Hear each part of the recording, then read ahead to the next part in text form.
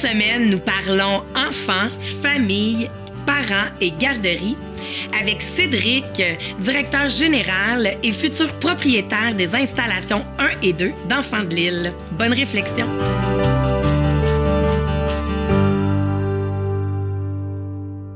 Je suis vraiment contente de te rencontrer parce qu'on se côtoie à l'intérieur des garderies, tout ça. Mais j'aimerais ça, avant de parler là, vraiment de ton travail, de ton désir d'être entrepreneur de garderie, tout ça, de parler de ton background par rapport à tes études. Oui. Bien, dans le fond, moi, j'ai un parcours en gestion. J'ai fait un bac en gestion des ressources humaines à l'ESG-UQAM. Puis, ce qui m'a amené, dans le fond, à vivre différentes expériences dans d'autres domaines. Donc, j'ai travaillé pour un distributeur d'acier. J'ai travaillé dans le domaine du transport. J'ai travaillé dans le domaine agricole en tant que conseiller en ressources humaines, comme directeur des ressources humaines aussi. J'ai aussi travaillé pour l'autoroute 30 là, qui est dans la région. Puis, après quelques années, je me sentais pas à ma place dans le sens que je me trouvais tout le temps un peu entre l'arbre puis l'écorce. Okay. Comme gestionnaire des ressources humaines, j'avais l'impression de toujours travailler pour l'entrepreneur, oui. Mais de devoir, tu sais, amener les revendications des employés aussi. Donc, je n'étais jamais ami avec personne, ni avec la direction, ni avec les employés. Donc, j'étais un peu tanné de cette dynamique-là. Puis, mes parents étaient entrepreneurs en garderie. Oui. L'opportunité s'est présentée de vraiment de reprendre les rênes un peu de l'entreprise familiale. Mes parents, ils visaient la retraite là, tranquillement. Donc, on a commencé là, il y a quelques années, en 2017, un processus de reprenariat, ce qui m'a amené là, à occuper différentes fonctions dans les garderies. Puis, tranquillement, pas vite, je suis devenu directeur général là, pour Garderie les Enfants de l'Île 1 et 2. Donc, je fais partie de la belle équipe de gestion là, de ces deux entreprises-là. Puis, dans le fond, les garderies, c'est ta mère qui a vraiment là, fondé la première installation. Et puis, ça va faire 40 ans. Oui, c'est en 1982. Puis après ça, elle a décidé d'avoir la deuxième installation. Qu'est-ce que tu dirais? Pourquoi que tu avais que tu as eu le goût? Parce qu'on va se le dire, c'est rare. Ouais. Puis je trouve ça vraiment magique d'avoir comme un homme à l'intérieur de la garderie. Puis tu sais, je vois que ça amène une autre dynamique. C'est quoi qui t'a attiré? Parce que est-ce que tu te sens... De ce que j'entends, c'est que tu te sens pas entre l'arbre et l'écorce. Pas du tout, parce que en faisant partie de la direction de la garderie, en fait, je peux prendre mon bagage de ressources de gestion des ressources humaines, mais c'est au final, c'est moi qui prends les décisions avec ma famille puis nos coordonnatrices pour faire que nos milieux soient ce qu'ils sont, dans le fond. Oui. Donc, c'est nous, à la base, qui prenons les décisions puis qui les appliquons. Donc, on fait le processus de A à Z. Donc, j'assume mes décisions. Donc, les bonnes, les mauvaises, au final, c'est nous qui écopons là, des bons et des moins bons résultats. Là. Moi, ce qui m'étonne beaucoup, c'est qu'on dit toujours, là, on est en pénurie de main-d'œuvre, ça n'arrête pas de revenir tout le temps. Puis, je te dirais, avec mes 15 ans là, d'enseignement pour la boîte au trésor, je vois énormément de roulement de personnel, puis ça n'arrive pas chez toi.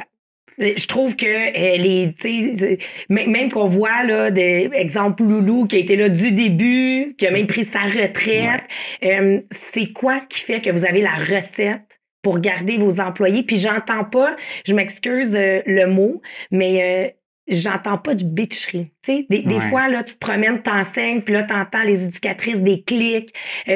J'en entends pas. C'est quoi tu crois que vous faites? Je crois que c'est Brigitte, là, dans le fond, ma mère, qui a parti un peu cette vision-là, puis je suis embarqué à pieds joints dans la même vision de on fait tout pour que les gens chez nous soient bien.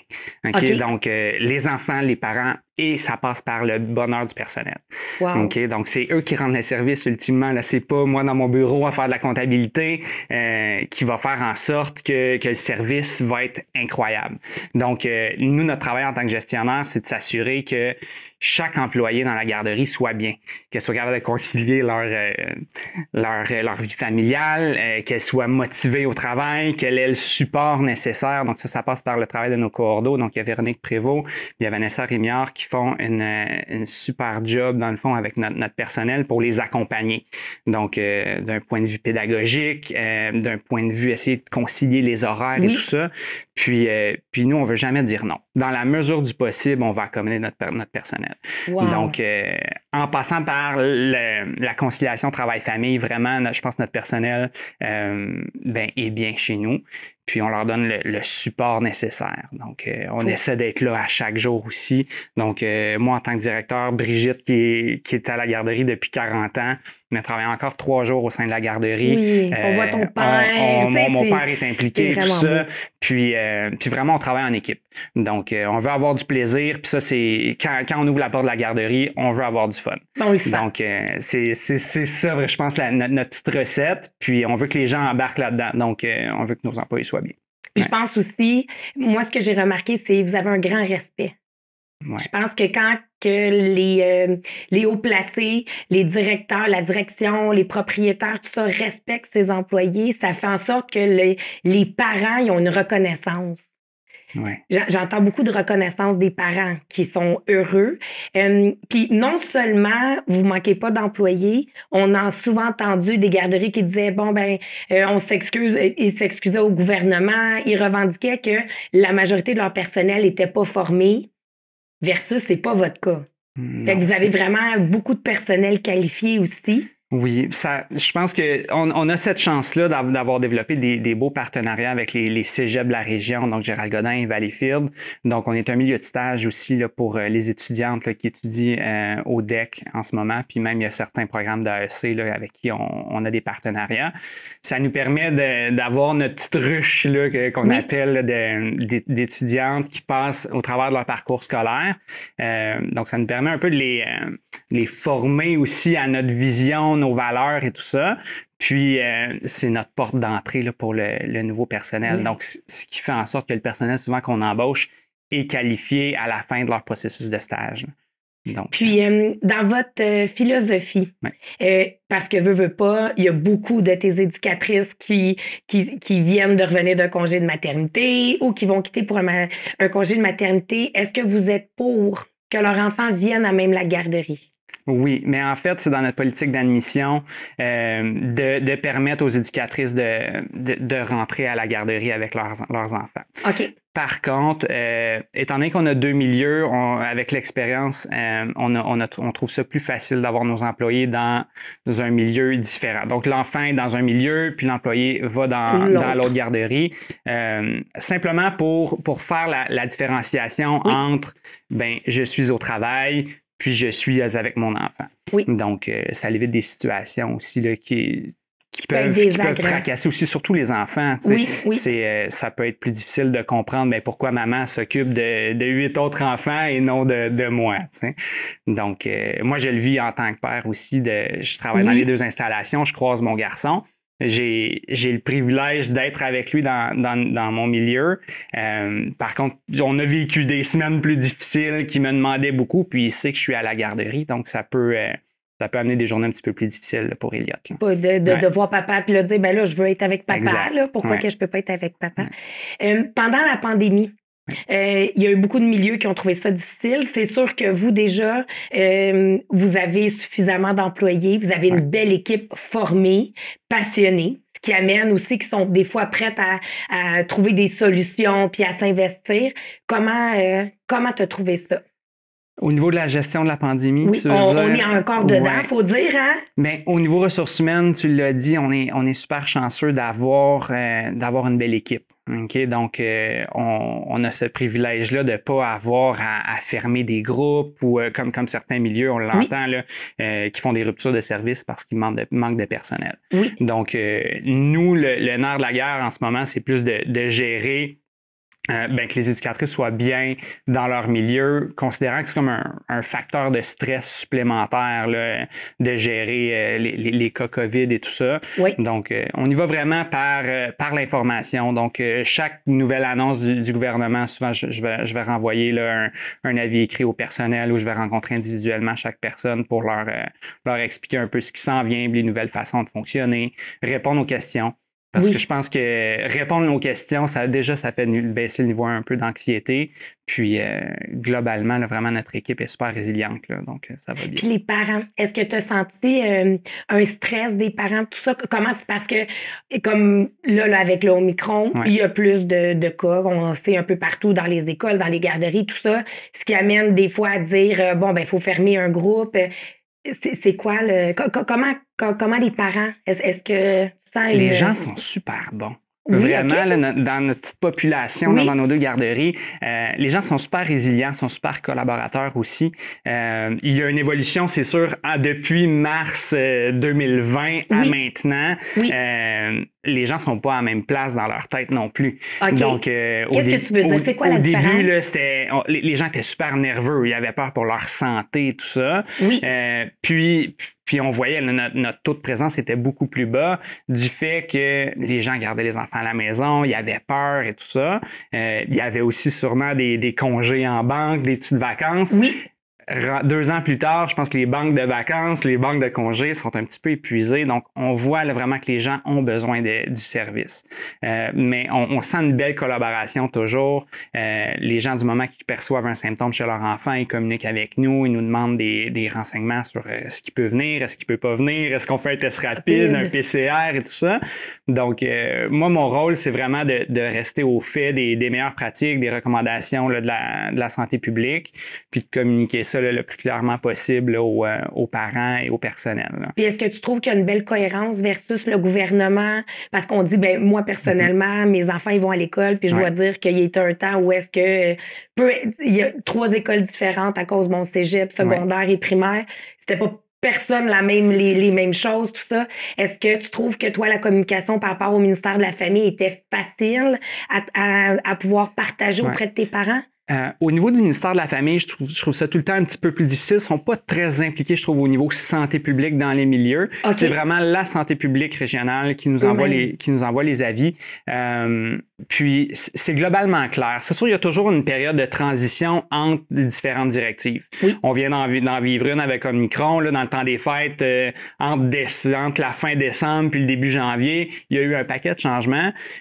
Mais c'est normal. C'est un gros bateau à naviguer, là, donc on vit avec. On envoie les informations au jour le jour, puis les gens ils comprennent bien que ça se peut que demain, ce soit différent. Oui. Donc, globalement, ça va bien. On a une politique aussi de transparence, nous, dans nos garderies. Donc, tous les cas, ben, on les mentionne aux parents. Même si la santé publique ne le recommande pas à l'heure actuelle, qu'on n'a pas à fermer des groupes, nous, du moment qu'il y a un cas, on envoie les avis là, aux parents pour qu'ils puissent prendre leurs décisions là, en famille, à savoir ce qui est le mieux pour eux. D'envoyer l'enfant à la garderie, le garder à la maison. On sait qu'il y a des familles qui sont peut-être plus vulnérables au virus que d'autres. Donc, on le communique comme ça. C'est super apprécié. On reçoit là, des commentaires chaque jour comme quoi les parents aiment ça, être au courant. Oui. Donc, on le vit. Tu as des parents impliqués. Oui, vraiment. Via nos comités de parents, mais aussi les parents en général ont mon numéro de téléphone. On s'appelle le soir si jamais il y a des décisions à prendre au niveau de la santé de l'enfant. Puis, vraiment, on collabore là, de cette façon-là. Pas plus tard qu'hier, justement. On a eu 4 cas là, qui ont été déclarés hier soir. 4 cas dans nos 2 milieux. Donc, vraiment, on collabore. J'appelle chaque famille. Je leur explique un petit peu la procédure à suivre au niveau de l'isolement et tout ça. Puis, de la façon qu'ils vont pouvoir réintégrer leurs activités là, dans quelques jours, là, soit 5 ou 10 jours. Là. Ah, c'est bien. Fait que c'est vraiment une approche personnalisée. C'est pas par courriel. C'est vraiment un appel. C'est chaleureux. C'est bienveillant. Ouais. Ça, des fois, on l'échappe un petit peu. Je m'excuse, je t'avais coupé la parole. Mais tu as parlé tantôt, de coordonnatrice. Oui. Il y a beaucoup de milieux depuis, en tout cas, moi, de ma perception, entre 5 et 7 ans, qui ont, je te dirais, coupé sur les orthopédagogues, sur les coordonnatrices et tout ça. Puis comme tu as dit, ils font un travail exceptionnel. Moi, je connais plus Véro dans son rôle là, de co-ordo. Qu'est-ce qui fait qui est aussi dynamique, enjouée? Tu sais, on dirait que c'est... elle apprend ça comme comme si c'était à elle, là, tu sais. Oui. C'est, Mais c'est sûr qu'on a une relation de long terme. Donc, Véronique est avec nous depuis 2004. Si on parle de Vanessa, de mémoire, c'est 2008. 2008, Donc, OK, ça fait nos deux beaucoup. coordonnatrices, ça fait longtemps qu'elles sont dans le milieu. Elles ont bien acquis aussi les valeurs qui, pour nous, sont super importantes à Brigitte et à moi. Donc, et puis vraiment, c'est presque de la famille maintenant. Ben, c'est ça que je m'allais dire. On sent une... C'est ça, là. Puis c'est vraiment c'est le plaisir de travailler de cette façon-là. Toujours dans le plaisir, des fois, là, on a eu 4 cas hier, mais on s'est écrit hier soir à la blague, dire « Ah bien, c'est un petit peu difficile, mais c'est pas grave. OK, j'envoie le courriel, on se parle demain, puis le prochain cas, ben gère-les. » Puis on travaille comme ça, vraiment.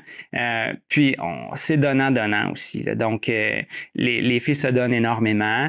Par contre, on essaie de rendre l'appareil en flexibilité, en vraiment, on leur laisse beaucoup les rênes aussi, là. Donc, elles peuvent initier des projets par elles-mêmes. Vraiment, elles ont le champ libre, là. Donc, nous, on veut aller vers l'avant.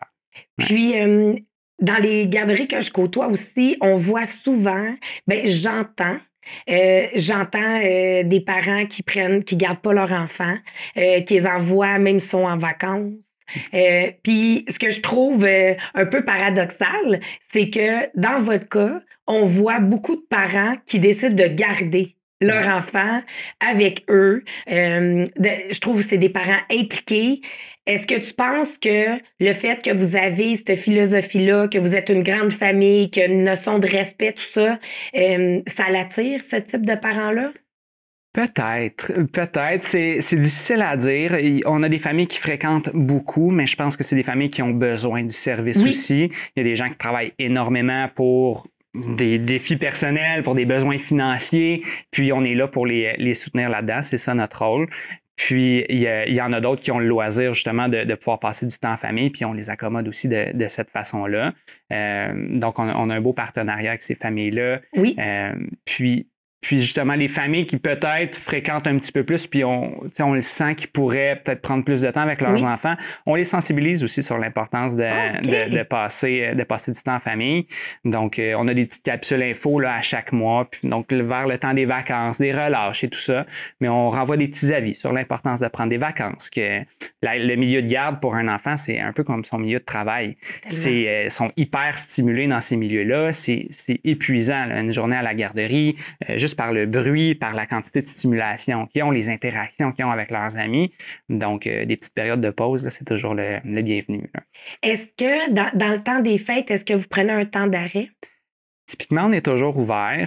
On a 13 jours de fermeture par année qui correspondent généralement aux fériés, avec 2 journées qui sont flottantes.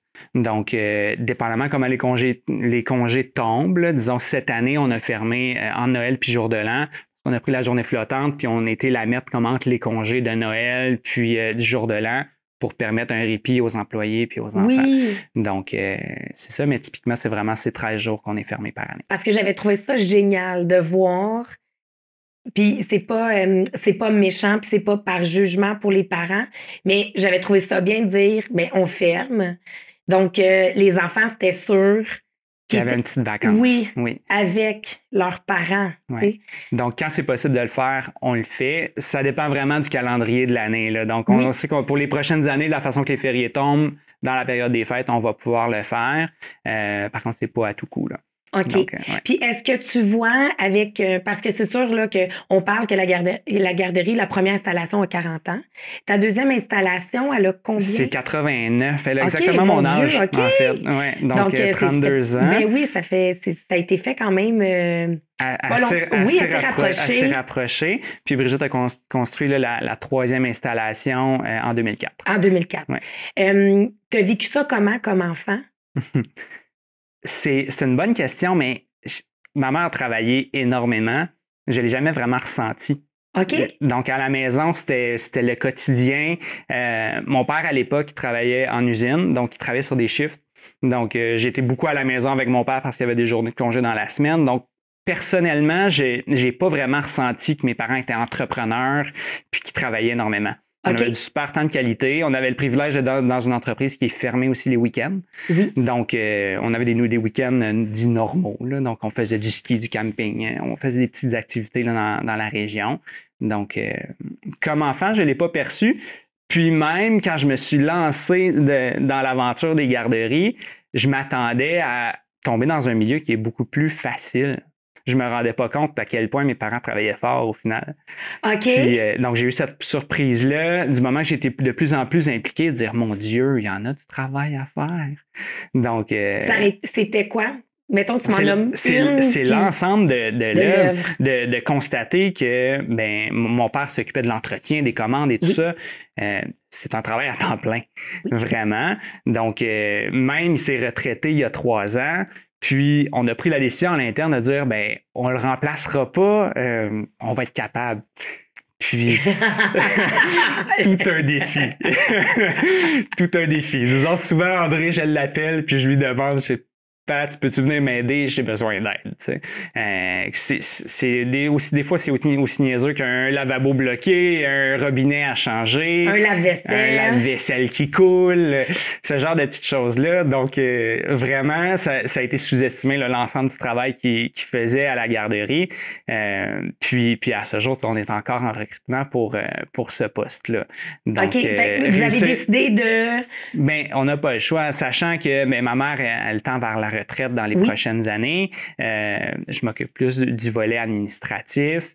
Je manque un petit peu de temps là, pour m'occuper du volet entretien. Donc, ce qu'on peut donner à contrat à l'heure actuelle, on le donne à contrat, mais encore, là, je dois faire des petites réparations à l'occasion, puis ça ne rentre pas tout le temps dans mon temps. Dans le temps de... Parce que votre priorité, quand même, c'est les employés. Exact. C'est l'équipe. Exact. Ça, c'est certain. Là.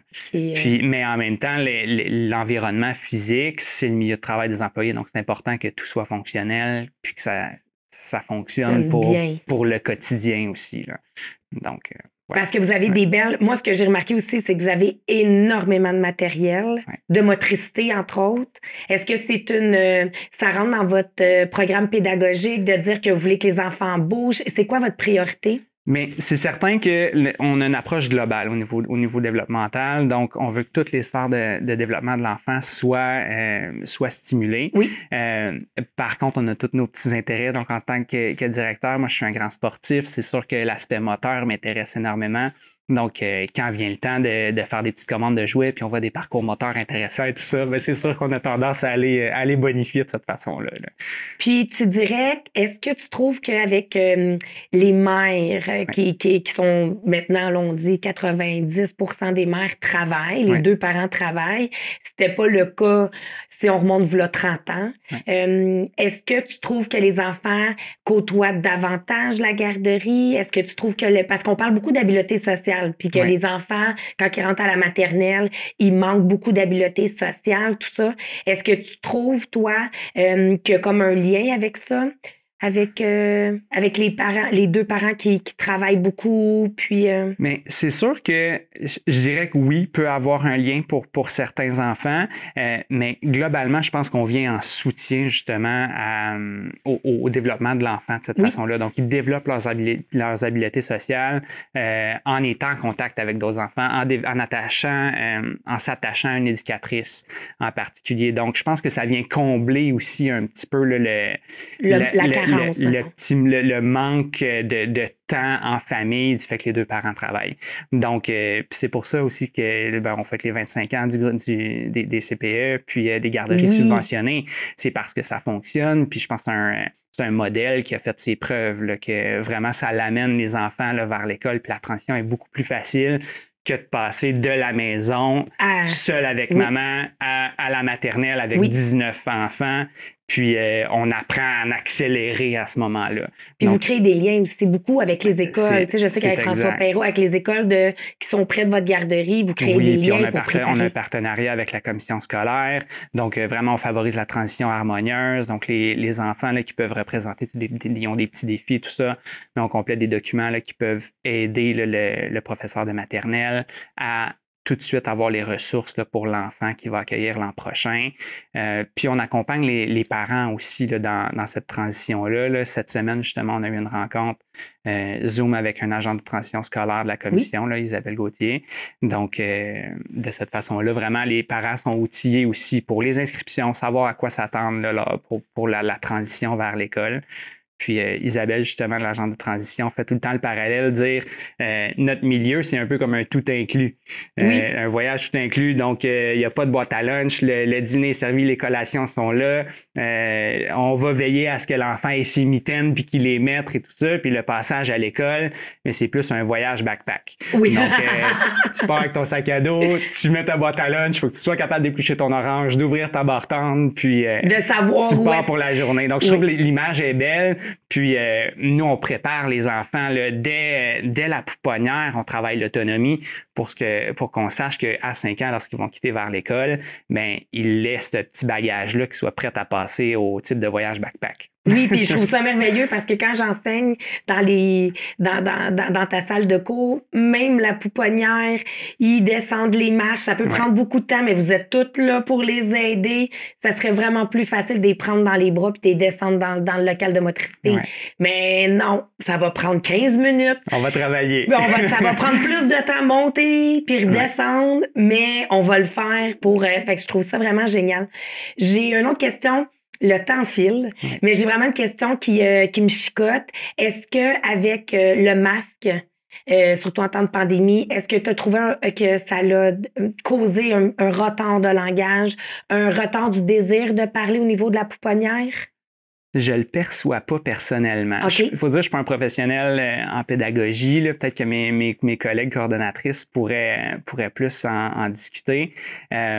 Je le perçois pas spécifiquement. On est aussi en transition. Nous, il y a beaucoup de familles bilingues ou multilingues à la garderie. Donc, oui, des fois, il y a des légers décalages au niveau de l'apprentissage du langage, mais dû à quoi? Personnellement, je ne serais pas en mesure de le dire parce qu'il y a des enfants qui apprennent 3 langues à la fois. Donc, c'est peut-être une part de la raison des fois de dire c'est peut-être pour ça que c'est plus difficile de communiquer ses besoins quand on a 2 ans. Quand je sais que je parle français, anglais puis espagnol, ça se peut que je mélange un petit peu tout ça. En terminant, qu'est-ce que je peux te souhaiter comme futur propriétaire? Bien, je pense de garder l'essence même de nos milieux, de rester un milieu humain qui favorise justement d'avoir un milieu de travail agréable, stimulant pour nos employés, puis un milieu de qualité pour nos familles. Donc, vraiment, c'est ce qu'on désire. Puis nous, on travaille vraiment en continuité. On veut pouvoir répondre aux besoins de notre clientèle aussi. Donc, avec le chantier là, pour les familles que le gouvernement Legault a lancé. Donc, nous, on a répondu à des appels d'offres. On n'a pas eu de nouvelles encore, mais on aimerait ça pouvoir développer plus de place à nos permis pour pouvoir accueillir justement une clientèle poupon supplémentaire, puis peut-être grossir nos installations. Donc, ce serait peut-être des défis futurs. Moi, en tout cas, vous êtes un milieu vraiment inspirant. Vous êtes mon milieu chouchou. J'adore votre façon de fonctionner. Donc, je te souhaite bonne chance puis bonne continuation. Bien, merci beaucoup, Chantal.